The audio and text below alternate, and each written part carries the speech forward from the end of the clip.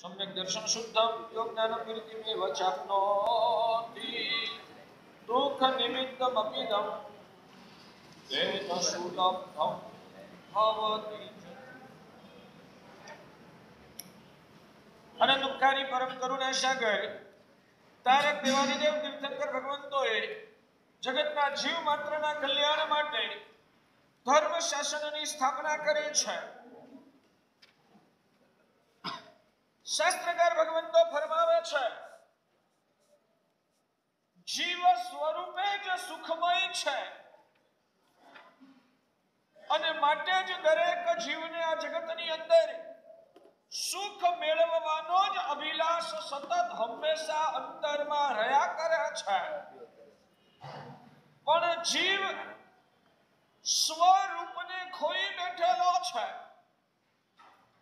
आत्मानी उपर मोहना विकारो छाई गया छे अने ए मोहना विकारोना कारणे आत्मानी उपर कर्मनो भार एनु दबाण वधी गयेलुं छे अने ए कर्मना भारनी नीचे दटाई गयेलो जीवात्मा ए वास्तविक स्वरूपने अनुभवी शकतो नथी अने ए जीव स्वरूपने अनुभवी शकतो नथी। माटे ज जे कोई व्यक्ति ने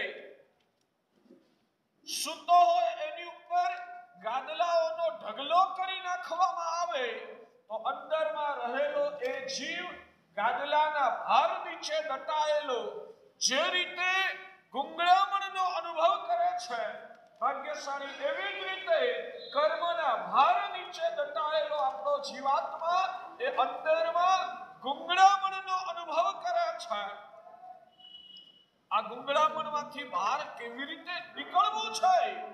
आ गुंगळामण कोઈને પસંદ નથી। દરેકને આ ગુંગળામણમાંથી બહાર નીકળવું છે પણ કેવી રીતે નીકળાય એની ગતાગમ નહીં હોવાના કારણે જીવ અવળી દિશાના પ્રયત્નો કરવાના કારણે વધારે ને વધારે કર્મના ભાર નીચે દટાતો જાય છે। જ્ઞાનીઓ લખે છે સ્વરૂપની ઓળખાણ કરી स्वरूपनो अनुभव करवो अने स्वरूपना अनुभवने पुष्ट करता करता आत्मानी अंदरमां व्यापी गयेला मोहना विकारोने बाळीने खत्म करी नाखवा। ए विकारोनी चुंगालमांथी आत्माने मुक्त करवो। भगवान कहे छे विकारो गया ने एटले कर्मो पण एनी साथे रवाना थाय छे। विकारो विदाय थया पछी कर्मो जाजू आत्मा उपर टकी सकता नथी अने ए रीते जो आत्म स्वरूप पूर्ण रूपे प्रगट थई जाय तो शास्त्रकारो लखे छे के जीवात्माने शाश्वत एवं स्वरूपनुं जे परम सुख छे एनी सदा काल माटे प्राप्ति थई जाय छे। आ सुखने पामવાનો અભિલાષ અંતરમાં કેળવવો અને આ સુખ સિવાયના જે ભ્રામક ઉદ્ગલના માધ્યમથી ક્ષણિક મળનારા સુખો એના પ્રત્યે અરુચિ ઉજાગર કરવી નહીં। ભગવાન કહે છે કે સમ્યક્ત્વનું લક્ષણ છે આ સ્વરૂપના સુખને પામવાનો હૈયામાં તીવ્ર અભિલાષ પ્રગટે અને સ્વરૂપના સુખથી ભિન્ન એવા ઉદ્ગલના જેટલા પણ પરાયા સુખો છે એ બધા જ સુખો પ્રત્યે સમજણના બળથી અરુચિ પેદા કરવી ને એ સમ્યક દર્શન છે। ભાગ્યશાળીઓ હું તમને પૂછું અત્યારે આ દુનિયાના જેટલા પણ પાંચ ઇન્દ્રિયના વિષયો સ્વરૂપે ભોગવાનારા જેટલા પણ પૌદ્ગલિક સુખો છે એના પ્રત્યે આપણા હૈયામાં અત્યારે રુચિ એટલે કે ખેંચાણ આકર્ષણ અંદરમાં છે કે એના પ્રત્યે અરુચિ એટલે કે નફરતનો પરિણામ અંદરમાં પ્રગટેલો છે? આકર્ષણ ભાગશાળી તમને પૂછું છું આકર્ષણ ભગવાન કહે છે તમે સમ્યક્ત્વ પામ્યા કે નહીં એની પારાશીશી શું? વર્તમાન કાળે આ જગતમાં કોઈ કેવળી ભગવાન આપની સમક્ષ વિદ્યમાન નથી। મને સમ્યક્ત્વ પ્રગટ્યું છે કે નહીં એનો જવાબ કોણ આપે? ભગવાન કહે છે તારે જવાબ લેવા જવા માટે ક્યાંય ભટકવાની જરૂર નથી। આંખ બંધ કરી અંતરની દુનિયામાં તું એકવાર ડૂબકી મારે અને અંદરમાં જાતને તપાસે કે મારું આકર્ષણ સ્વરૂપના સુખ તરફનું છે કે મારું આકર્ષણ ઉદ્ગલના સુખ તરફનું છે. મને બહારના સુખો પ્રત્યે રુચિ છે કે બહારના સુખો પ્રત્યે અરુચિનો પરિણામ પ્રત્યો છે. ભગવાન કહે છે અંદરથી જો જવાબ મળે કે બહારના સુખો મીઠા લાગે છે, સારા લાગે છે, પામવા જેવા લાગે છે, એમાં ગલગલિયા થાય છે, એનું જ અંદરમાં આકર્ષણ જીવંત છે, સારા લાગે છે, તો ભગવાન કહે છે કે હજુ તું અંદરથી મિથ્યા દ્રષ્ટિ છે. અને આત્માની ઓળખાણ થઈ, આત્મ સ્વરૂપનું ભાન થયું, આત્માના સુખોના રસાસ્વાદની એક ઝલકનો અહેસાસ થયો અને એ પછી એવું મીઠું લાગે, એનું આકર્ષણ લાગે, ત્યાં જ ખેંચાવાની ઈચ્છા થાય અને ઉદ્ગલના સુખો પણ એમાં બાધક એટલે કે અવરોધરૂપ લાગે. આવી ભૂમિકા અંદરમાં જો નિર્માણ થાય ને તો ભગવાન કહે છે કે સમજવાનું કે તમે સમ્યક્ત્વનો સ્પર્શ થયો છે.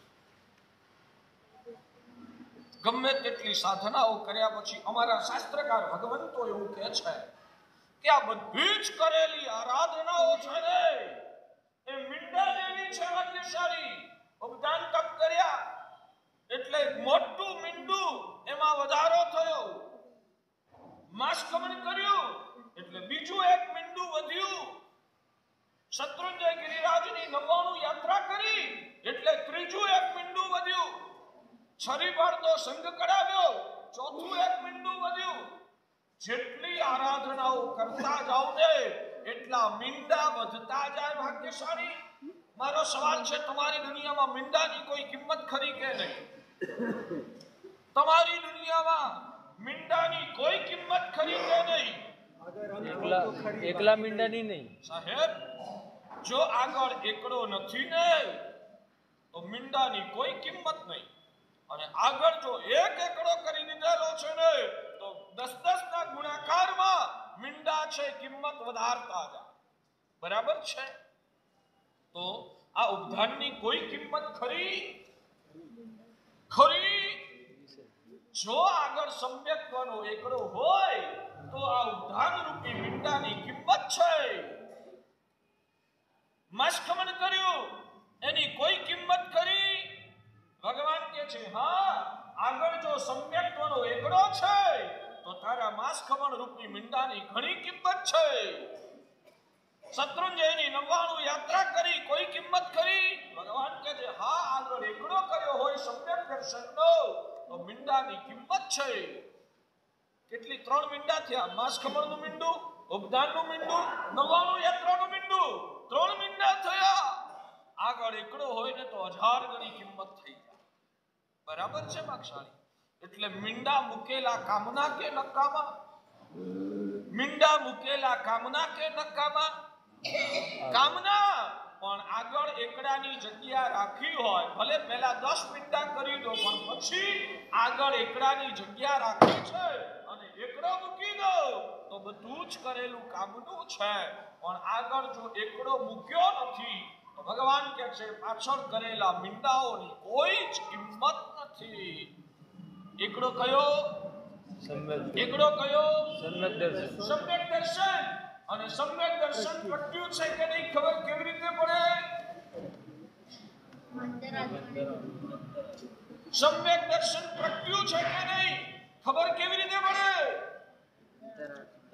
અત્યાર સુધી હું એક જ વ્યાખ્યા બતાવતો હતો કે આત્માના સ્વરૂપની અંતરંગ સુખની રુચિ જાગે ને તો સમ્યક દર્શન કહેવાય. પણ એમાંય ભૂલા પડી જવાય છે. ખરેખર મને અંતરાત્માથી સ્વરૂપની રુચિ જાગી છે કે નહીં એ ખબર નથી પડતી. એટલે હવે આજે નવું લક્ષણ બતાવી રહ્યો છે. ઉદ્ગલના સુખ માટે અરુચિ જાગે, એનાથી આત્મા પાછો ફેંકાતો જાય, એનાથી આત્મા આમ દૂર ફેંકાઈ જાય. સુખ જુએ અને અંદરથી આમ આત્મા અકળામણ અનુભવે. ઉદ્ગલના સુખને જુએ અને અંદરમાં એને બેચેની થાય. આવી દશા અંદરમાં પ્રગટે તો સમજવાનું કે સમ્યક તો પ્રગટ્યું ચૂક્યું છે અને હજુ ભલે આત્માની ગમે તેટલી વાતો કરીએ, પ્રભુની ગમે તેટલી ભક્તિ કરીએ, અને પૂતગલના સુખમાં ખેંચાઈ જવાતું હોય, એ મીઠું લાગતું હોય અને એ જ મેળવવા જેવું અંદરથી લાગતું હોય, સારું ભાસતું હોય, એ સુખ પ્રત્યે અરુચિ નથી જાણવી, એ સુખ એ પરાયું અને બાધક છે એવી સમજણ અંદરમાં પુષ્ટપણે તગડી નથી બની. ભગવાન કહે છે કે તું મિથ્યાત્વમાં અત્યારે ફસાયેલો છે. એટલે સમ્યક દર્શન પ્રગટ્યા પછી જીવને વાસ્તવિક આત્માની ઓળખાણ અને આત્માના વિકાસનું ભાન થાય છે. સમ્યક દર્શન પ્રગટે ત્યારે આત્માના સ્વરૂપની ઓળખાણ અને વાસ્તવિક આત્માના વિકાસનું ભાન જીવને ત્યારે પ્રગટ થાય છે ભાગ્યશાળી.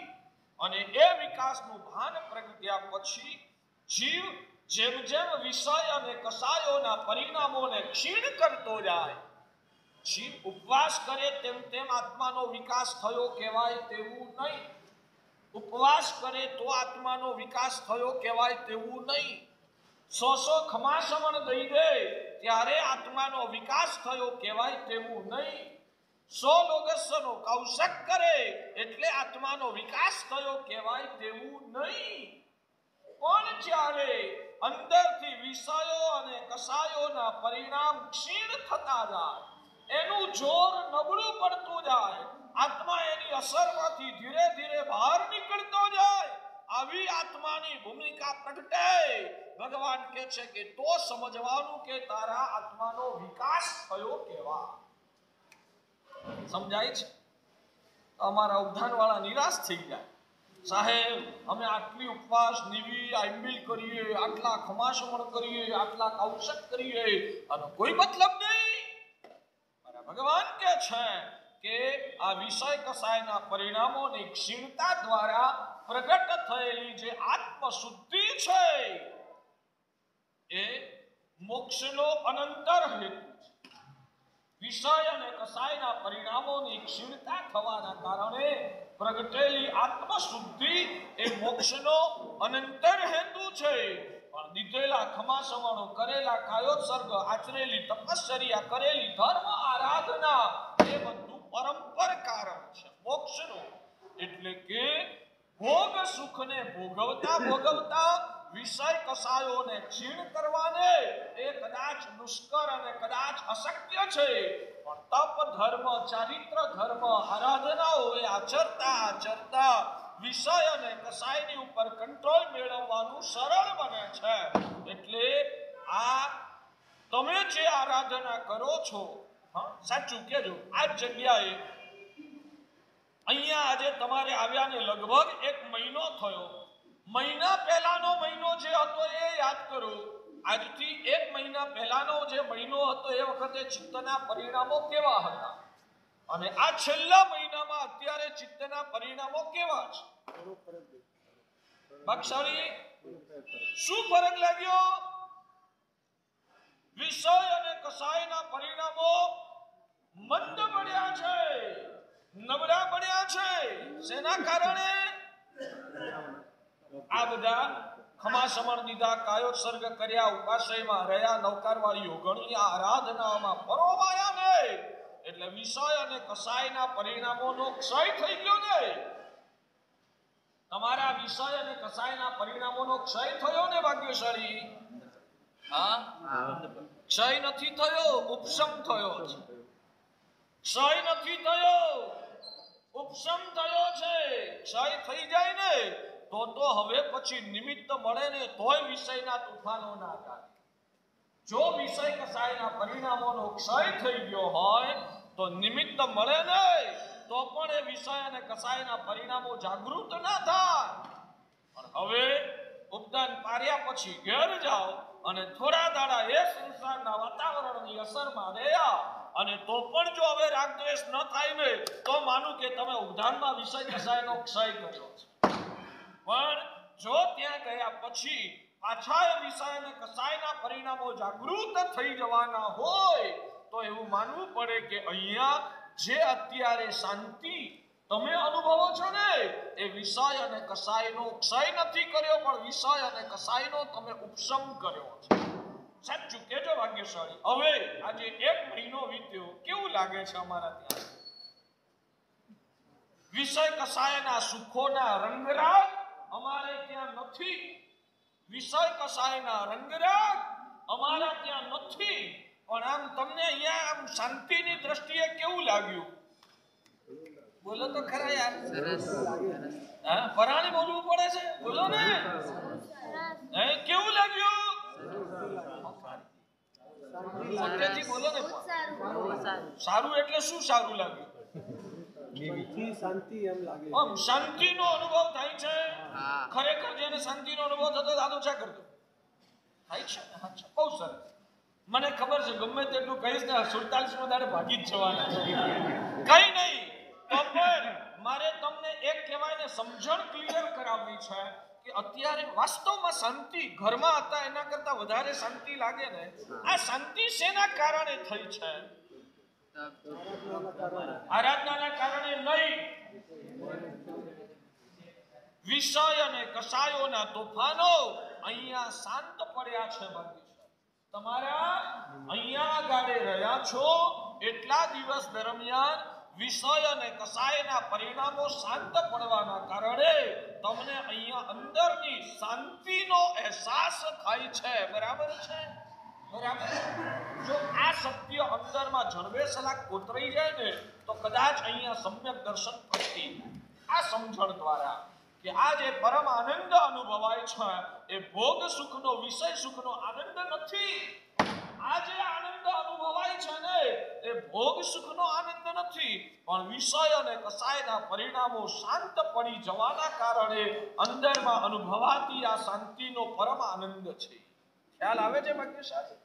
એટલે જેમ જેમ વિષય અને કસાયના પરિણામો શાંત થાય તેને વાસ્તવિક વિકાસ કહેવાય. આ વિકાસ પણ પરમ પદ સુધી ક્યારે પહોંચાડે? ભગવાન કહે છે કે જો સમ્યક દર્શન પૂર્વકના વિષય કસાય ક્ષીણ થતા હોય, આ વિષય કસાય જે ક્ષીણ થઈ રહ્યા છે એ પણ જો સમ્યક દર્શન પૂર્વક ક્ષીણતા થતી હોય તો એ મોક્ષનો હેતુ બને છે. અને જે દિવસે વિષય અને કસાયના પરિણામો સંપૂર્ણપણે ખતમ થઈ જાય અને એ ખતમ થવાના ફળ સ્વરૂપે આગળ જતા સર્વ કર્મનો ક્ષય થાય, એટલે કે આત્મા જ્યારે પૂર્ણ રૂપે પરિશુદ્ધ બની જાય ત્યારે જીવને પરમ આનંદ સ્વરૂપ એવા પરમ પદની પ્રાપ્તિ સદાકાળ માટેના સુખની અનુભૂતિનો સ્થાન એને પ્રાપ્ત થતું હોય છે. એટલે હવે આ તો ઝલક અત્યારે અનુભવી. હવે રોજ સમ્યક દ્રષ્ટિ આત્માને એ સપના દેખાય કે આવું પરમ શુદ્ધ સ્ફટિક જેવું નિર્મળ આત્મ સ્વરૂપ પરમાનંદનું જે પદ છે એ આમ નજર સામે માનસ ચક્ષુ દ્વારા નજર સામે દેખાય. એ સિદ્ધ ભગવંતોની પવિત્ર રાગ દ્વેષ રહિત કર્મના કલંકથી રહિત એવી પરમ પવિત્ર શુદ્ધ આત્મ સ્વરૂપની અવસ્થા કેવી અદ્ભુત, કેવી અદ્ભુત મને આ માનસ ચક્ષુ દ્વારા દેખાય છે. દેખાય છે, આંખેથી ના દેખાય, માનસ ચક્ષુ દ્વારા આવી શુદ્ધ પરમ શાંતિમય પરમાનંદની અવસ્થા ભાગ્યશાળી એની આમ બહુ ઝાંખી ઝાંખી પણ કલ્પના કરી શકો છો. ઝાંખી ઝાંખી આવી કલ્પના કરી શકો છો.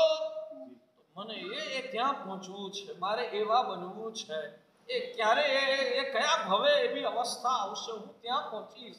બસ આ જંજાળમાંથી મુક્ત થઈ ગયો હોઈશ અને બસ માત્ર આત્મ સ્વરૂપની અનુભૂતિમાં અનંતો કાળ મારો ત્યાં મજામાં પસાર થતો હશે. મારે ત્યાં જવું છે, મારે ત્યાં જવું છે, મારે ત્યાં જવું છે. એનો અંદરમાં ભાગ્યશાળી તલસાટ જેટલો ઘૂંટાતો જાય અને એ તલસાટને જેમ જેમ ઘૂંટો ને એમ એમ કેટલીક ક્ષણો માટે કમસે કમ સંસારની દુનિયા ભાગ્યશાળી મનમાંથી ભૂલાતી જાય. સમજાય છે? પેલા સ્વરૂપની કલ્પનામાં જ્યારે ખોવાઈ જાઓ ને, સામાન્યતયા તમને એક વાત કહું ભાગ્યશાળી, તમે તમારી મનગમતી કોઈ વ્યક્તિ એના સંસ્મરણોમાં આમ જ્યારે તમે આમ સરકી ગયા હો ત્યારે થોડી મિનિટો માટે તમારી આજુબાજુનો સંસાર ભૂલાઈ જાય ખરો કે? મનગમતા સંસ્મરણો બસ એમાં આમ કહેવાય ને સરકી ગયા હો, બસ એ યાદ એની સંવેદનામાં તમે આમ સરકી જાઓ. એ વખતે થોડી સેકન્ડો મિનિટો માટે બાજુમાં કોણ ઊભું છે, હું ક્યાં બેઠો છું, મારું અત્યારે કામ કર્તવ્ય શું છે ભૂલાઈ જાય ખરું કે નહીં? પેલા સંસ્મરણમાં ખોવાઈ ગયા હો ત્યારે ભૂલાઈ જાય ને થોડી મિનિટો માટે ભગવાન કહે છે કે સમ્યક દ્રષ્ટિ આત્મા આવા મોક્ષ સ્વરૂપની કલ્પના કરતો હોય ને, સિદ્ધ ભગવાનના સુખની સંવેદના કરતો હોય, એ વખતે એવી ધારામાં ખોવાઈ ગયો હોય ક્યાં બેઠો છું મારી સામે કોણ ઊભું છે ને એ પણ એને થોડી સેકન્ડો માટે ભૂલાઈ જાય ભાગ્યશાળી. આવી ધારાને અંદરમાં ઉજાગર કરવા માટે ભાગ્યશાળી અંતરંગ પ્રયત્ન ચાલુ કરો. શાસ્ત્રકાર ભગવંતો કહે છે કે જ્યારે આત્મા પૂર્ણ રૂપે શુદ્ધ થાય ને ત્યારે એને પૂર્ણ કક્ષાનું સુખ પ્રગટે છે. જ્યારે આત્મા પૂર્ણ રૂપે શુદ્ધ થાય ત્યારે પૂર્ણ કક્ષાનું સુખ છે પ્રગટ થાય છે. આવી પૂર્ણ શુદ્ધ થવા માટેની યાત્રા એની શરૂઆત ક્યાંથી થાય? મતલબ કે જીવની વાસ્તવિક વિકાસ અને શુદ્ધિની શરૂઆત ક્યાંથી થાય ભાગ્યશાળી? શરૂઆત વિકાસની આત્મશુદ્ધિની શરૂઆત ક્યાંથી થાય?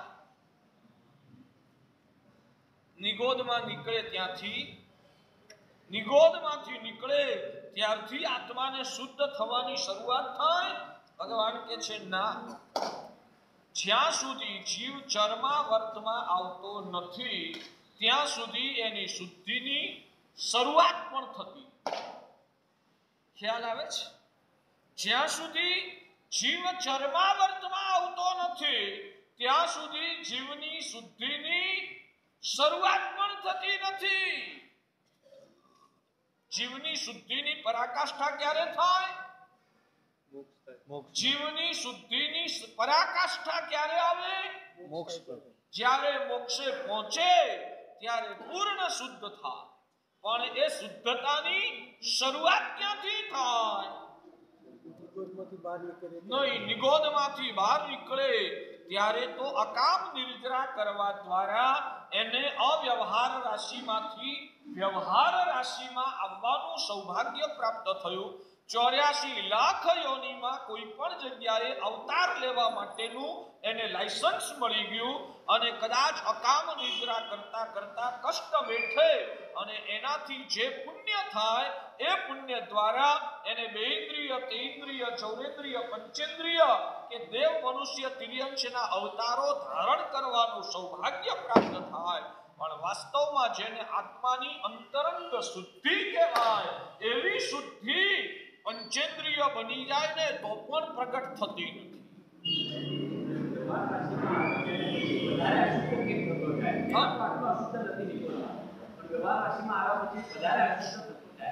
બહુ સરસ. ભાગ્યશાળી, હું એક જ પ્રશ્ન કરું છું તમને કે તમારી પાસે હાથમાં મૂડી નહોતી, મૂડી પૂંજી હાથમાં નહોતી અને તમારે 50,000 રૂપિયાનું દેવું થઈ ગયું હતું, બરાબર છે? માનો હવે કોઈક વ્યક્તિ પાસેથી તમે 1 લાખ રૂપિયા ઉછીના લીધા. શેના માટે ઉછીના લીધા? 50,000 ચૂકવાઈ જાય અને બીજા 50,000 દ્વારા ધંધો કરીને રૂપિયા કમાઈ લો અને એ રૂપિયા કમાઈને બાકીના પણ જે 50,000 છે ટોટલ લાખ રૂપિયાનું દેવું ચૂકવીને વેપાર કરવા દ્વારા હું શ્રીમંત બની જાઉં. આ માટે તમે 50,000 નું એક તો માથે દેવું હતું, ઉપર બીજા લાખ રૂપિયાનું દેવું ધંધો કરવા માટે કરો કે ના કરો? કરો ને. આ લાખ રૂપિયાનું દેવું તમે શેના માટે કરેલું? દેવામાંથી છુટકારો મેળવીને શ્રીમંત થવા માટે. બન્યું એવું કે હવે તમે ધંધો કરતા ગયા અને માથે 3 લાખનું દેવું થયું. થાય આવું? ભાઈ તમે લાખ રૂપિયા લીધેલા શેના માટે? 50,000. લાખ રૂપિયા લીધેલા શેના માટે? 50,000 દેવામાંથી મુક્ત થવા માટે. અને આ તો લાખ રૂપિયાનું દેવું કરીને લાયા અને ઉપરથી 3 લાખના દેવામાં પહોંચી ગયા. આવું બને? એવું કેમ બને? એવું કેમ બને? તો જે લાખ રૂપિયા લાયા હતા એનો ઉપયોગ કરતા ના આવડ્યો. હકીકતમાં એમાંથી 50,000 ચૂકવી બીજા 50,000 ધંધામાં લગાડી અને શ્રીમંત બનવાનું હતું. પણ એટલે લાખ રૂપિયા લાયા શેના માટે? શ્રીમંત થવા માટે, દેવામાંથી મુક્ત થવા માટે, પણ ધંધો કરતા ના આવડ્યો તો એમાં એ લાખ રૂપિયાના કારણે ધંધો વધારીને વધારે દેવામાં ડૂબી જાઓ. આવું બને ને? બસ નિગોદમાંથી જીવ નીકળ્યો, એને જે કંઈ પણ કહેવાય ને બાદર અવસ્થા મળી, વિકાસ થયો, જે કંઈ પણ અકામ નિર્જરા દ્વારા સંયોગોની પ્રાપ્તિ થઈ, એના દ્વારા એ પ્રાપ્ત થયેલા સંયોગો દ્વારા એને આત્મ સાધના પુણ્ય પેદા કરીને મોક્ષ માર્ગની યાત્રા કરવાની હતી. એના બદલે એ મળેલી સામગ્રી દ્વારા જીવ વિષય અને કસાયોને પોષવા લાગ્યો, જે ધંધો અત્યારે તમે કરો છો. અને બધા આ જ ભૂલ કરે છે. બધા નિગોદમાંથી નીકળે છે. નિગોદમાંથી નીકળવા છતાં એમને ભગવાનનું શાસન નથી મળ્યું. નિગોદમાંથી નીકળવા છતાં આત્માનું ભાન નથી પ્રગટ્યું. એટલે જે સંજોગો પુણ્યથી મળે છે ને, એ સંજોગોનો જીવ દુરુપયોગ કરે છે. તમે કરો છો ને? અત્યારે તમને સંપત્તિ મળી છે, શેના માટે મળી હતી? શેના માટે મળી હતી? નાના ભાઈને સાચવવા. હા, બરાબર છે. ગઈકા 2 દાડા પહેલા કીધું હતું ને. અત્યારે તમને સંપત્તિ મળી, શેના માટે મળી હતી? નાના ભાઈ જેવા દુનિયાના દુઃખી જીવોને સહાય કરવા માટે. સમજણ નહોતી ત્યાં સુધી તો દુરુપયોગ કર્યો. મેં સમજાયા પછી હજુ છૂટે? મારા સમજાયા પછી હજુ એ છૂટે? હવે આંખ ઉઘડી નથી ઉઘડી, આત્મા જાગતો જ નથી. મહારાજ તો બોલે, મોહનું જોર એટલું વ્યાપક છે કે સાચું સમજવા છતાં જીવને સાચા રસ્તે જવાનું મન થતું નથી. અને એના કારણે સંસારી જીવો જે સામગ્રી આત્માના વિકાસ માટે મળી હતી, એ જ સામગ્રીનો દુરુપયોગ કરીને જીવ પોતાનો સંસાર વધારે છે. વિષય અને કસાયોના પદાર્થો જીવને જે પણ મળ્યા છે ને, એ અંદરમાં અનાસક્ત ભાવ અને આત્મ સ્વરૂપને ઉજાગર કરવા માટે મળ્યા છે. ભાગ્યશાળીઓ, જીવને જેટલા પણ વિષય અને કસાયના પદાર્થો મળ્યા છે, શેના માટે મળ્યા છે? વિષય અને કસાયના પદાર્થો શેના માટે મળ્યા છે પૂછું છું. શેના માટે મળ્યા છે? કોક તો બોલો યાર.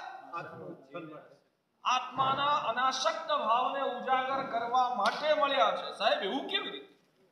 વિષયના પદાર્થો, 5 ઇન્દ્રિયના વિષયો મળ્યા, આત્માને ઉચકવા માટે મળ્યા છે? હા, નહીં.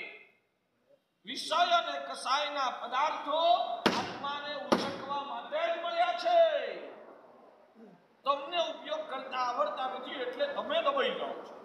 એક વાત સમજી રાખજો ભાગશાળી, મારા અંદરમાં રહેલી દયા, સાચું કહેજો, હું અત્યારે દયાળુ ખરો કે નહીં?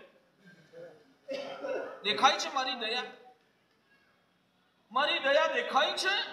મારી તો કહેશો સાહેબ આ વ્યાખ્યાન આપો છો એ તમારી દયા છે એમ કહેશો. તમે અત્યારે જાજમ ઉપર બેઠા છો, તમે દયાળુ કે કઠોર? કેવી રીતે ખબર પડે? નહીં. જ્યારે કોઈ દુઃખી ગરીબને જુઓ ને, એ વખતે તમારી દયા અંદરથી ઉછાળો મારે. નિમિત્ત મળે તો અંદરની દયા ઉજાગર થાય. નિમિત્ત મળે જ નહીં તો દયા ઉજાગર થાય કેવી રીતે? સમજાય છે?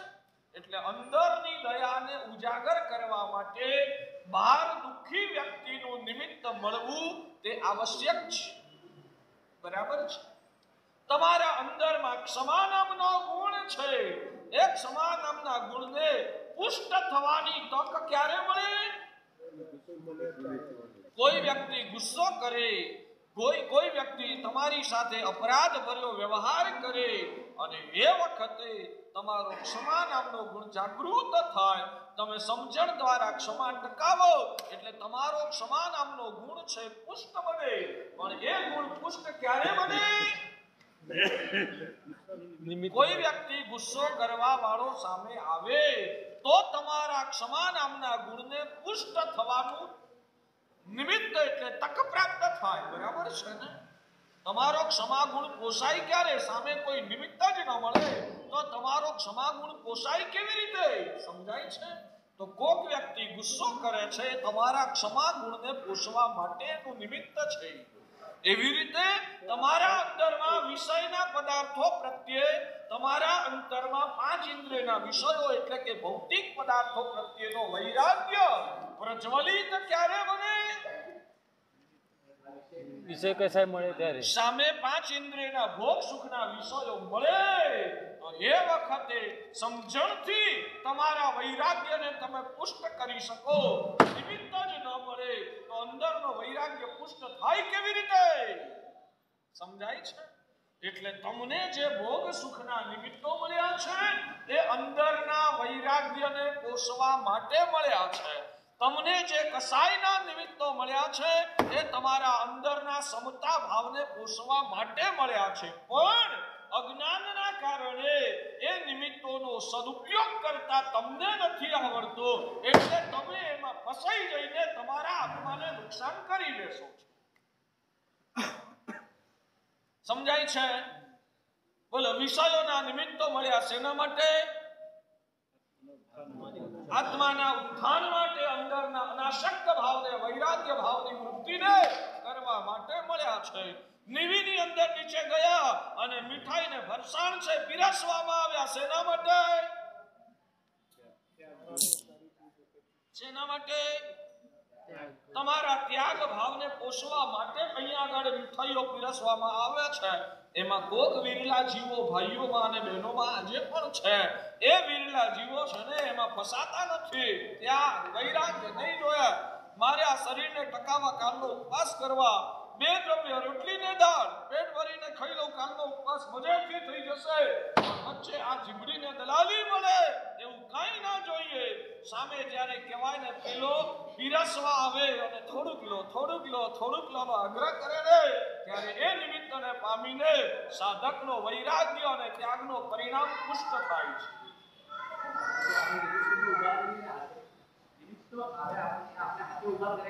તમે ક્યાં ઉભા કર્યા? તમે કીધેલું કે આટલું બનાવજો આજે મીઠાઈમાં, એ તો આયોજકોએ બનાવ્યું છે. તમે ક્યાં ઊભું કર્યું?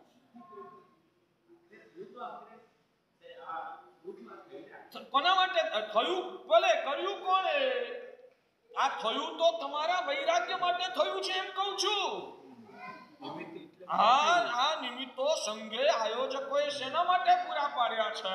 તમે સાધના કરવા નીકળ્યા છો ને તો તમારી સાધના પ્રજ્વલિત ક્યારે બને? સામે અમે તમને નિમિત્તો ધરીએ અને તો પણ તમે એમાં લેપાઓ નહીં તો જ તમારી સાધના પ્રજ્વલિત મળે.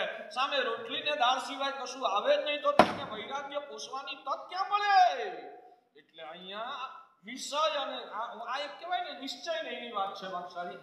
આ એક સમજવાની એંગલ દ્રષ્ટિકોણ છે, મૂલવાની દ્રષ્ટિ છે. આ એક અભિગમથી હું મૂલવણી કરી રહ્યો છું કે વિષય અને કસાયના જેટલા પણ નિમિત્તો જીવને પ્રાપ્ત થાય છે એ બધા અંદરની આત્મધારાને ઉચકવા માટે જ પ્રાપ્ત થાય છે.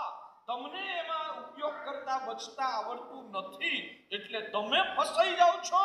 એ તમારી નબળાઈ. બાકી નિમિત્તો તો તમારા આત્માના ઉત્થાન માટે જ તમને મળતા હોય છે.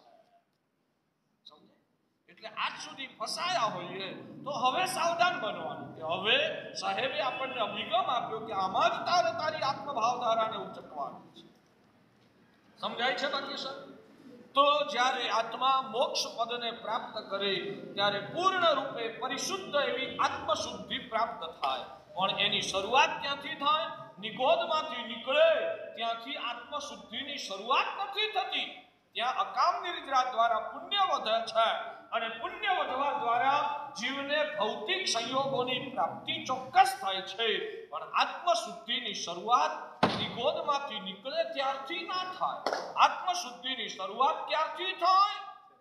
ભગવાન કહે છે અનંત કાળ સુધી અથડાતા કૂટાતા કસાયોનું જોર નબળું પડે.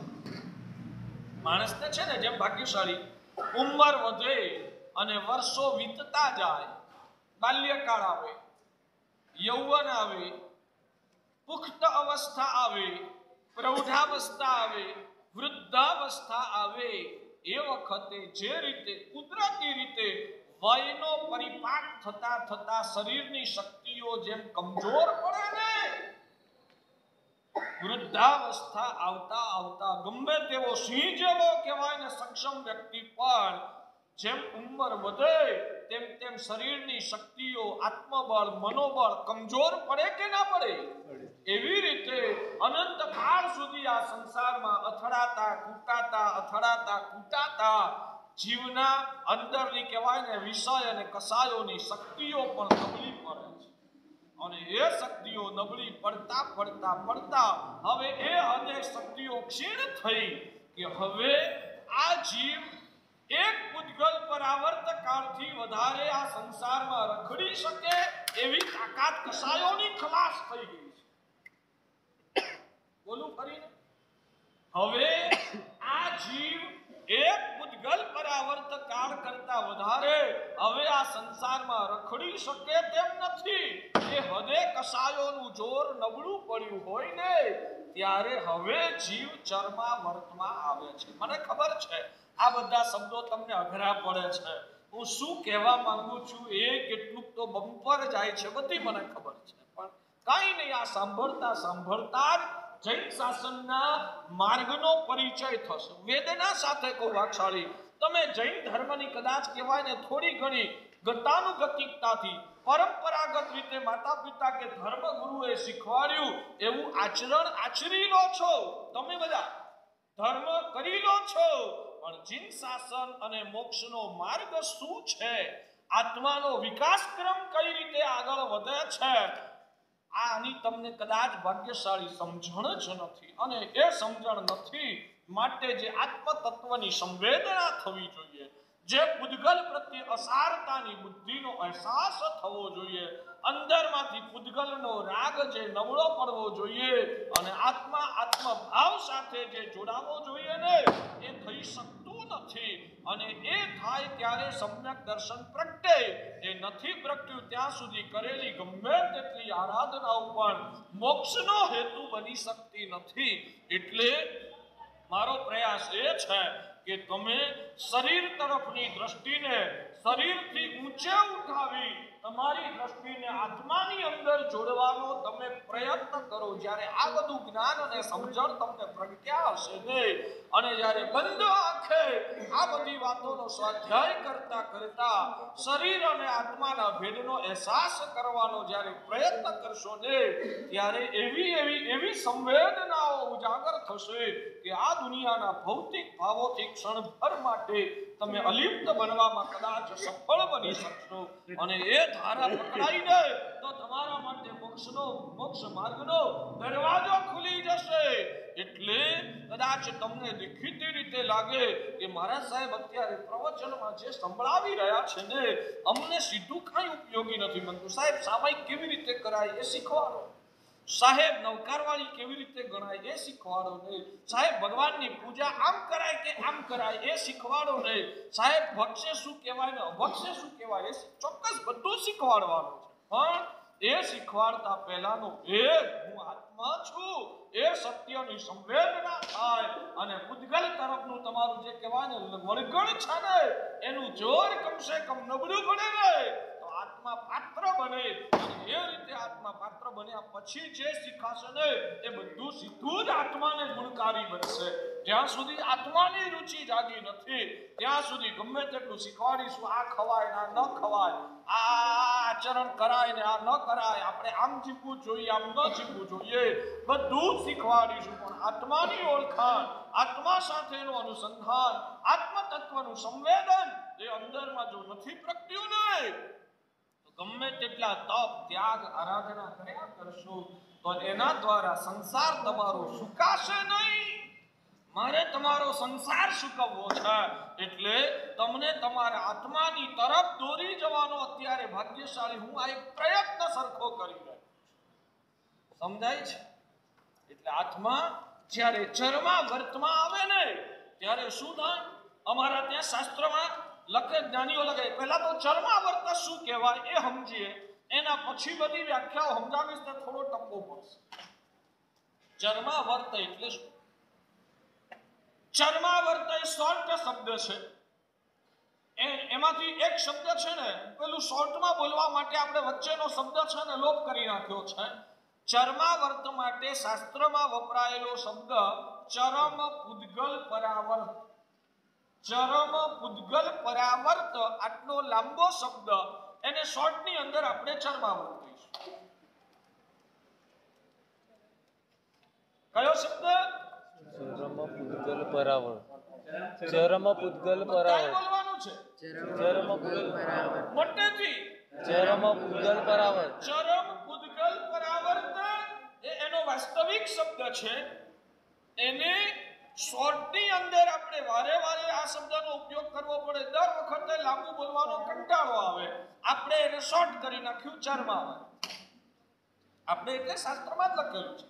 મારા ઘર મેં મારી જાતે નથી બનાવ્યું, પણ જ્ઞાનીઓએ ઠેર ઠેર આ શબ્દનો જ્યારે પ્રયોગ કરવાનો હતો ત્યારે શોર્ટમાં જ્ઞાનીઓએ ચર્માવર્ત શબ્દ વાપર્યો છે. એટલે ચર્માવર્તને સમજવું હોય તો એનો ઓરિજિનલ શબ્દ ચરમ પૂદગલ પરાવર્ત. ચરમ પૂદગલ પરાવર્ત. ચરમ એટલે શું? ચરમ એટલે છેલ્લું. ચરમ એટલે છેલ્લું. ભગવાન મહાવીર સ્વામી હતા એ કેવા હતા? ચરમ તીર્થપતિ. ભગવાન મહાવીર સ્વામી કેવા તીર્થંકર હતા? ચરમ તીર્થ. ચરમ તીર્થપતિ. ચરમ તીર્થપતિ એટલે છેલ્લા. ચરમ એટલે છેલ્લા તીર્થપતિ, છેલ્લા તીર્થંકર. ચરમ શબ્દનો અર્થ થાય છેલ્લું, છેલ્લા તીર્થંકર. તો ચરમ શબ્દને હમણાં બાજુ પર મૂકો. ચરમ પછી શું આવ્યું? પૂદગલ. પૂદગલ પરાવર્ત. પૂદગલ પરાવર્ત કોને કહેવાય એ પહેલા એકવાર માટે આપણે સમજીએ. ભગવાન કહે છે પૂદગલ પરાવર્ત પણ 4 પ્રકારના છે. દ્રવ્ય પૂદગલ પરાવર્ત થોડું અઘરું પડશે, વાંધો નહીં ને? શીખવાડું કે કુદાઈ દઉં? શીખવાડો. શીખવાડું કે કુદાઈ દઉં? શીખવાડો. ભલે યાદ રે ઓછું રે, સમજણ અડધી પડે અડધી ના પડે, પણ જૈન દર્શનની પરિભાષાના શબ્દો સમજ્યા હશો ને તો ક્યારેક ભવિષ્યમાં બીજી વાર કોણ ગુરુ ભગવંત આવીને સંભળાવશે ને ત્યારે આમ સટાસટ ખ્યાલ આવી જશે. હા સાહેબ, આ તો બધું સાંભળેલું છે. ઓકે ઓકે, આમ વિઝન ક્લિયર થઈ જશે. આજે સાંભળેલું બીજી વાર કોક ગુરુ મહારાજ આવશે ને એ વખતે આજનું સાંભળેલું ત્યાં તમને કામ લાગશે. બરાબર બોધ એ જે બીજા ગુરુદેવ આવશે એ વખતે ફરી સાંભળશો ને ત્યારે બરાબર બોધ થશે. પણ એ વખતના સાચી સમજણમાં હું નિમિત્ત બન્યાની મને ખુશી થશે. સમજણ પડે છે? તો પૂદગલ પરાવર્ત 4 પ્રકારના છે. દ્રવ્ય પૂદગલ પરાવર્ત. ભલે આ શબ્દો અઘરા છે, ચિંતા નહીં કરવાની, અઘરું જ શીખવાનું. કેટલા મહિનાથી વ્યાખ્યાન સાંભળો છો ભાગશાળી? કેટલા મહિનાથી વ્યાખ્યાન સાંભળો છો? 4 મહિનાથી સાંભળો છો ને? અને આમ તો આ વખતે 4 મહિનાથી આગળ જે ગુરુ મહારાજ આવેલા ચોમાસામાં એમના વ્યાખ્યાન સાંભળ્યા. એની પહેલા જે ગુરુ મહારાજ આવ્યા ત્યારે વ્યાખ્યાનો સાંભળ્યા. આચાર્ય ભગવાન શ્રેયાંશ પ્રભુ સુરી મહારાજ ચોમાસું કર્યું તો એમના સાંભળ્યા. પુણ્યપાલ સુરી મહારાજ ચોમાસું કર્યું તો એમના સાંભળ્યા. તત્વદર્શન સુરી મહારાજે સંભળાવ્યું તો એમના સાંભળ્યા. મેં સંભળાવ્યું તો મારા સાંભળ્યા. જોઈ અઘરું અઘરું અઘરું અઘરું કર્યા કરો તો પછી શીખશો ક્યારે? એ તો શરૂમાં નવા હતા ત્યારે ઠીક છે સાહેબ, અઘરું પડે છે, પણ હવે તો અઘરું ભણવાના સંસ્કાર પાડવા પડે ને. હવે તમારે લોકોએ અઘરાની ફરિયાદ કરો એ તમને ના શોભે. સાહેબ ચોક્કસ અઘરું પડે છે પણ શીખવાની મહેનત કરીશું. હવે રસ કેળવવાનો આની અંદર. સાહેબ હવે આવું જ સાંભળવું છે. સમજાય છે? તો આ શબ્દો મગજમાં કંડારતા જાઓ. દ્રવ્ય પૂદગલ પરાવર્ત, ક્ષેત્ર પૂદગલ પરાવર્ત, કાળ પૂદગલ પરાવર્ત, ભાવ પૂદગલ. આમાં પણ 4 પ્રકારના સૂક્ષ્મ પૂદગલ પરાવર્ત પણ આવે, 4 પ્રકારના બાદર પૂદગલ પરાવર્ત પણ આવે. એટલે કેટલા પૂદગલ પરાવર્ત થયા? 8 પૂદગલ પરાવર્ત. હું 8 ની વાત નહીં કરું. અહીંયા મારે જે ઉપયોગમાં લેવાનું છે ને એવા ક્ષેત્ર પૂદગલ પરાવર્તની જ ખાલી વાત કરીશ. બાકીના 7 પૂદગલ પરાવર્તને આપણે હમણાં સાઈડ ઉપર બાજુમાં તિજોરીમાં મૂકી દઈશું. બરાબર? આપણે કયા પૂદગલ પરાવર્તની વાત કરવી છે? ક્ષેત્ર પૂદગલ. પહેલા પૂદગલ પરાવર્ત કેટલા? કયા? ક્ષેત્ર દ્રવ્ય પૂતગલ પરાવર્તન, ક્ષેત્ર પૂતગલ પરાવર્તન, કાળ પૂતગલ પરાવર્તન અને ભાવ પૂતગલ પરાવર્તન. બરાબર? એ ચારે ચારના પાછા સૂક્ષ્મ પૂતગલ અને માદર પૂતગલ પરાવર્તન. બરાબર? એટલે 8 થાય. એ 8 માંથી આપણે શેની વાત કરવાની છે? ક્ષેત્ર. આપણે ખાલી ક્ષેત્ર પૂતગલ પરાવર્તનની વાત કરવાની છે. ક્ષેત્ર પૂતગલ પરાવર્તન કોને કહેવાય? શાસ્ત્રકાર ભગવંતો લખે છે કે એક સોયનો અગ્રભાગ એની ઉપર કેટલા આકાશ પ્રદેશો છે? અસંખ્ય. અસંખ્યની પણ શાસ્ત્રમાં વ્યાખ્યા બતાવી છે. અનંતની પણ જે વ્યાખ્યા બતાવી છે એ વ્યાખ્યાઓની ચર્ચા અવસરે કરશું. અસંખ્ય કરતા અનંત મોટું કહેવાય. અસંખ્ય કરતા અનંત મોટું. આ સોયના એક અગ્રભાગ ઉપર કેટલા આકાશ પ્રદેશો છે? અસંખ્ય. અસંખ્ય એટલે કરોડ કરતા ઓછા કે વધારે? અસંખ્ય એટલે અબજ કરતા ઓછા કે વધારે? અસંખ્ય એટલે ખર્વ નિખર્વ કરતા ઓછા કે વધારે? મેં પહેલા કીધેલું એનાથી આગળના શબ્દો મને નથી આવડતા એટલે હું અહીંયા અટકું છું. તો ખર્વ નિખર્વ કરતા પણ જેની કોઈ ગણના જ ન થઈ શકે, એના કરતા લાખો કરોડો અબજો અસંખ્ય ગુણો, એ અસંખ્ય કહેવાય. તો એક સોયના અગ્રભાગનો ઉપરનો ટોપચાનો ભાગ થાય એમાં અસંખ્ય આકાશ પ્રદેશો, અને સોયનું જે કાણું હોય ને એમાં કેટલા આકાશ પ્રદેશ? સોયના અગ્રભાગ ઉપર જેટલા આકાશ પ્રદેશ છે ને, કદાચ એના કરતા અસંખ્ય ગુણા આકાશ પ્રદેશો સોયના કાણામાં હોય છે. સમજાય છે? તો હવે જો એક સોયના અગ્રભાગ ઉપર આટલા અસંખ્ય આકાશ પ્રદેશ હોય તો 14 રાજલોકમાં કેટલા આકાશ પ્રદેશ? એ પણ અસંખ્ય. પણ એ તમારી બુદ્ધિથી તમે કલ્પના કરી લો. સોયના અગ્રભાગ ઉપર આટલા આકાશ પ્રદેશ હોય તો 14 રાજલોકમાં કેટલા? હવે 14 રાજલોકમાં કેટલા આકાશ પ્રદેશ એ સમજાવવું હોય ને તો મારે તમને 14 રાજલોકનું માપ શીખવાનું પડે. આકાશ પ્રદેશ વચ્ચે છે ને, મને ખ્યાલ છે ત્યાં સુધી મંત્રરત્ન મહારાજે તમને પ્રદેશ શબ્દની વ્યાખ્યા શીખવાડી. હવે આ બધું એવું છે, શીખવાડું, ખરેખર શીખવાડું, એવું બધું મજા આવે એવું તો છે. આ એક કપડું છે ને, એ અખંડ કપડું, એનો એક ટુકડો ફાડી નાખો ને તો એને કપડાનો એક દેશ કહેવાય. જેમ સમગ્ર વિશ્વ એમાંથી ભારત એક દેશ છે, અમેરિકા એક દેશ છે, ઇંગ્લેન્ડ એક દેશ છે, જાપાન એક દેશ છે, અને સમગ્ર બધા જ દેશો મળીને જે અખંડ પૃથ્વી બને એને આપણી પરિભાષામાં આપણે વિશ્વ કહીશું. બરાબર છે? તો સમગ્ર વિશ્વનો એક ભાગ એને દેશ કહેવાય. બરાબર? સમજણ પડી? તો આપણે આ કપડું છે તો કપડાનો એક ટુકડો ફાડી નાખો એટલે એક ટુકડાને કપડાનો દેશ કહેવાય. હવે એમાંથી એક નાનકડા ભાગની કલ્પના કરો. કેટલો નાનકડો ભાગ?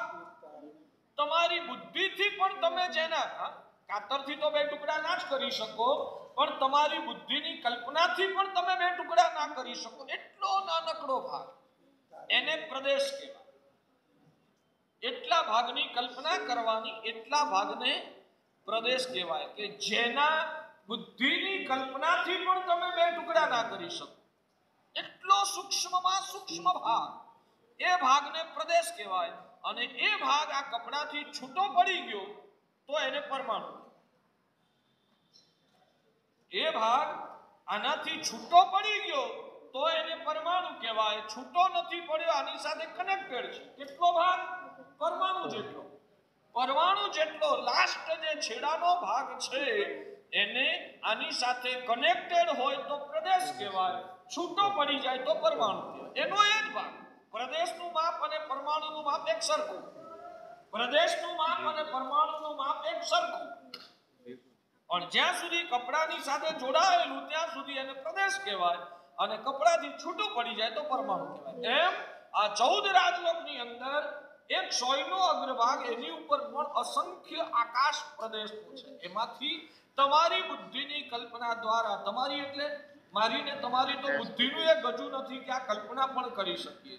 સર્વજ્ઞ ભગવાને પોતાના જ્ઞાનથી જોયું છે 100ના અગ્રભાગ જેટલા ભાગમાં અસંખ્ય આકાશ પ્રદેશો રહેલા છે. આકાશ પ્રદેશો એટલે આકાશના પરમાણુ જેટલા નાના ભાગ. ખ્યાલ આવે છે? તો 100ના અગ્રભાગમાં અસંખ્ય આકાશ પ્રદેશો હોય. હવે 14 રાજલોકના ટોટલ આકાશ પ્રદેશો કેટલા એનું જ્ઞાન મેળવવા માટે છે ને 14 રાજલોકના સ્વરૂપને સમજવું પડે. અત્યારે એ વિષય નથી લેતો, એ અવસરે જોશું. તમારે આટલું અત્યારે યાદ રાખવાનું. તો ભગવાન કહે છે કોઈ જીવ એક આકાશ પ્રદેશ ઉપર મૃત્યુ પામ્યો, પછી ફરી પાછો ક્યાંક જન્મ લીધો. જ્યાં જન્મ લીધો ત્યાં એનું આયુષ્ય કેટલું હોય? ક્યારેક 1000 વર્ષનું પણ હોય, ક્યારેક 10,000 વર્ષનું પણ હોય, ક્યારેક 5-15 દાડાનું પણ હોય. એ જીવ એક આકાશ પ્રદેશ અહીંયા મર્યો. હવે એ જીવ ફરી પાછો કોક બીજા ભવમાં બીજી કોક જગ્યાએ મર્યો.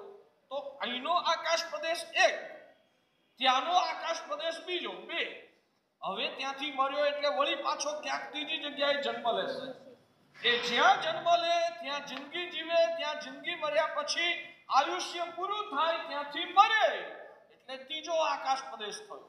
એટલે આખા 14 રાજલોકમાં હવે પછી જ્યારથી આપણે આ ગણનાની શરૂઆત કરી ત્યારથી આજ સુધીમાં એ કેટલા આકાશ પ્રદેશ ઉપર ટોટલ મર્યો છે? આજ સુધી આ ગણના ચાલુ કરી આપણે ત્યારથી કેટલા આકાશ પ્રદેશ ઉપર મર્યો? 3. હવે એમ કરતા કરતા ફરી પાછું એવું બન્યું કે ફરી એને જ્યાં જન્મ લીધો ને એ અહીંયા જ લીધો અને પહેલી વારમાં જે જગ્યાએ મર્યો હતો ને એ જ આકાશ પ્રદેશ ઉપર એ મૃત્યુ પામ્યો. ખ્યાલ આવે છે? આવું બની શકે ને? તો આજે એના એ આકાશ પ્રદેશ ઉપર મૃત્યુ પામ્યો ને એ મૃત્યુ ગણનામાં નહીં લેવાનું. એ મૃત્યુ ગણનામાં નહીં લેવાનું.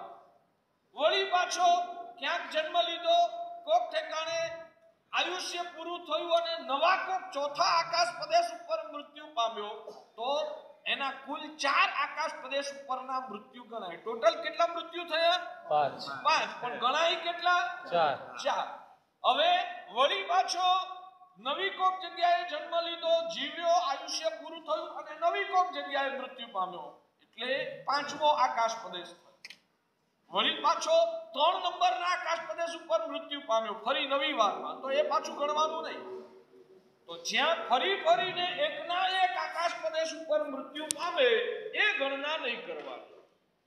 શરૂઆતમાં તો નવા આકાશ પ્રદેશ ઉપર મૃત્યુ પામે પણ સેંકડો, હજારો, લાખો, કરોડો આકાશ પ્રદેશ ઉપર મૃત્યુ પામ્યા. એના પછી તો એવું બને એના એ જ આકાશ પ્રદેશ ઉપર ફરીને મૃત્યુ પામવાની ઘટનાઓ વધતી જાય. પણ ફરી એના એ જ આકાશ પ્રદેશ ઉપર મૃત્યુ પામે તો એની ગણના નથી કરવાની. તો આમ કરતા કરતા શાસ્ત્રકાર ભગવાન તો એમ લખે છે કે છેક 7મી નરકની પણ નીચે છેક તળિયેથી માંડીને સિદ્ધ ભગવંતો વિરાજે છે ત્યાં સુધીના અને ચારે બાજુ ફેલાયેલા 14 રાજલોકના એક આકાશ પ્રદેશ ઉપર મિનિમમ એક વાર જ્યારે જીવનું મૃત્યુ થઈ જાય. 100ના અગ્રભાગ ઉપર કેટલા આકાશ પ્રદેશો છે? અસંખ્ય. એટલે એ અસંખ્ય ભાગ ઉપર મૃત્યુ પામવા માટે કમસે કમ અસંખ્ય જન્મ મરણ તો થઈ જ ગયા. ત્યારે 100ના અગ્રભાગ જેટલા પ્રદેશ ઉપર એના બધા મૃત્યુ થાય. જો એકના એક ફરીવારમાં ન થાય તો 100ના અગ્રભાગ ઉપર મૃત્યુ પામવા માટે પણ જીવે અસંખ્ય વખત જન્મ મરણ કરવા પડે. તો 14 રાજલોકની અગાધ દુનિયા, એ દુનિયાનું વર્ણન પણ કોક દાડો પ્રવચનમાં કરશું ત્યારે ખબર પડશે કે આટલું વિશ્વ વિશાળ અને એની અંદર 14 રાજલોકની અંદર એક પણ આકાશ પ્રદેશ એવો બાકી ના રહે કે જ્યાં એને મૃત્યુ પામવાનું બાકી રહી ગયું.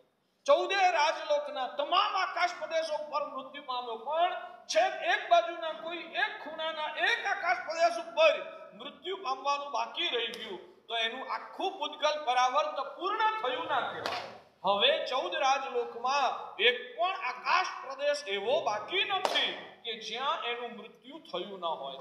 એ રીતે સમગ્ર 14 રાજલોકના તમામે તમામ આકાશ પ્રદેશ ઉપર, હર પ્રદેશ ઉપર મિનિમમ એક વખતનું મૃત્યુ થઈ જાય ત્યારે એક ક્ષેત્ર પૂતગલ પરાવર્ત થયું કહેવાય. કેટલા કાળે આવું ઠેકાણું પડે? શું અબજો? હજુ બાળ મંદિરમાં ભણો છો તમે? હા, હજુ બાળ મંદિરમાં, કેજીમાં, નર્સરીમાં લાગો છો. અબજો છે ના, અબજો ના તો અહીંયા કોઈ હિસાબ જ નથી. અબજો તો અમારો કહેવાય ને જૈન દર્શનમાં રમતો નાનકડો 3 વર્ષનો ટાબરિયો હોય ને એ અબજોના વ્યવહારો તો કરે. મતલબ કે અહીંયા તો અસંખ્ય અને અનંતની જ વાત છે. આવું એક પૂતગલ પરાવર્ત પસાર કરવામાં શાસ્ત્રકારો લખે છે અનંતી ઉત્સર પીઢી અવસર પીઢીઓ પસાર થઈ જાય. અનંતી અને એક ક્ષેત્ર પૂતગલ પરાવર્ત પસાર કરવામાં અનંતી ઉત્સર પીઢી અવસર પીઢીઓ ભાગ્યશાળી પસાર થઈ જતી હોય છે. સમજાય છે? શું અનંતી? ઉત્સર પીઢી અવસર પીઢી અસંખ્ય કે અનંતી એક પૂતગલ પરાવર્તમાં અનંતી ઉત્સર પીઢી અવસર પીઢી પસાર થાય. એક પૂતગલ પરાવર્તમાં અનંતી ઉત્સર પીઢી અવસર પીઢીઓ ભાગ્યશાળી પસાર થાય છે. તો આવા કેટલા પૂતગલ પરાવર્ત પસાર કર્યા? જીવે નિગોદમાંથી નીકળ્યા પછી, નિગોદમાં હતો ત્યારે પણ આવા એક ક્ષેત્ર પૂતગલ પરાવર્ત એટલે આટલું મોટું ચક્કર થયું. આવા 2, 5, 25, 50, 100, 500, 1000, લાખ, કરોડ, 2 કરોડ નહીં, અનંત ઉત્સર અનંતા પૂતગલ પરાવર્ત. એક પૂતગલ પરાવર્તમાં અનંતી ઉત્સર પીઢી અવસર પીઢીઓ આવે. ઉત્સર પીઢી અવસર પીઢીનું માપે તમને શીખવાડશું, બધું શીખવાડશું ધીમે ધીમે. પણ તમે અહીંયા ટકી જાવ તો જેમ જેમ ઉદ્ધારના દાડા પૂરા થયા અને પૌષદ પારીને ઘર ભેગા થશો તો આ બધું તમને સમજાવવાથી તમારે ઘેર થોડો આવવાનો છે. પણ અહીંયા ટકી જાઓ અને મને અહીંયા ટકાવી રાખો તો ભાગ્યશાળી. ફરીને એકવાર પૂર્ણ કરું, 10:30 થઈ ગયા છે. એક પૂતગલ પરાવર્તમાં આટલો સમય પસાર થાય. આવા અનંતા એક પૂતગલ પરાવર્તમાં અનંતી ઉત્સર પીઢી અવસર પીઢીઓ પસાર થાય છે. એક પૂતગલ પરાવર્તની અંદર અનંતી ઉત્સર પીઢી અવસર પીઢી જાય. આવા અનંતા પૂતગલ પરાવર્ત આપણે આ ભવમાં ભટક્યા છીએ. એ પહેલા આપણો આત્મા હતો જ અને એ અનંતા પૂતગલ પરાવર્ત ભટકતા હવે જ્યારે આવો એક જ પૂતગલ પરાવર્ત ભટકવાનો બાકી રહે, હવે એક પૂતગલ પરાવર્ત ભટક્યા પછી જીવનો મોક્ષ થવાનો થાય. એટલે કે મોક્ષથી હવે એટલો નજીક આવી ગયો કે હવે જીવે આવા એક પૂતગલ પરાવર્ત કરતા વધારે હવે ભટકવાનું બાકી નથી.